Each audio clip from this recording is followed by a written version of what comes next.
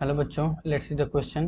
The question says by giving the counter example so that the following statement are not true. मतलब false है. पहला है if n is odd integer then n is prime.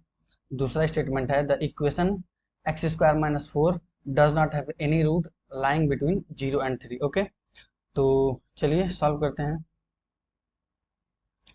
की concept है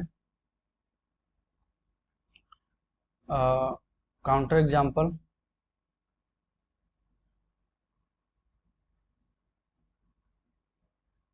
and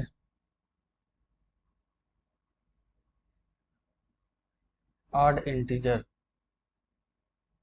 ठीक है, तो पहला स्टेटमेंट है, अपन लिख लेते हैं पहला स्टेटमेंट. ओके, पहला if n is n odd integer then n is prime. तो इसमें कह रहा है अगर n ऑड इंटीजर हो गया तो n प्राइम होगा. मतलब अगर पहला if n is odd, n odd हो गया तो प्राइम होगा. लेकिन हम लोग एक काउंटर एग्जांपल यहाँ पे देखते हैं. 21 एक ऑड इंटीजर है, पर 21 प्राइम तो नहीं है.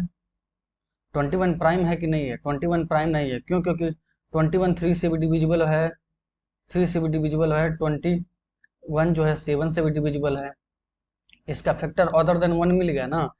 3 से भी डिवाइड हो जाए 7 से. अब बल्कि हम लोग देख पा रहे हैं कि 21 एक ऑड इंटीजर है. तो ये काउंटर एग्जाम्पल से हम लोगों ने शो कर दिया कि ये नॉट ट्रू है. ओके, उसी तरह दूसरा देखते हैं हम लोग. दूसरे के लिए हम लोग आगे चलते हैं. दूसरा है स्टेटमेंट बी है if equation x square minus 4 is equals to 0 does not have a root lying between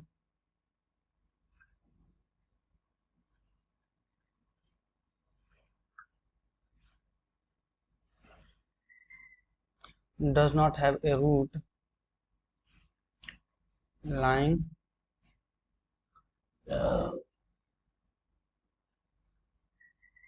does not have a root lying between 0 and 3. ठीक है, तो इसके लिए हम लोग क्या करेंगे?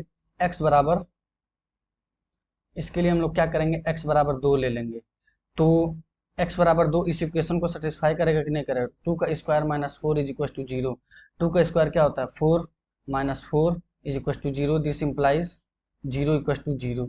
और हम लोग देख पा रहे हैं ये 0 और 2, 0 और 3 के बीच में तो लाई कर रहा है. 0 और 3 के बीच में तो लाई कर रहा है. तो इसके हिसाब से ये भी क्या हो गया?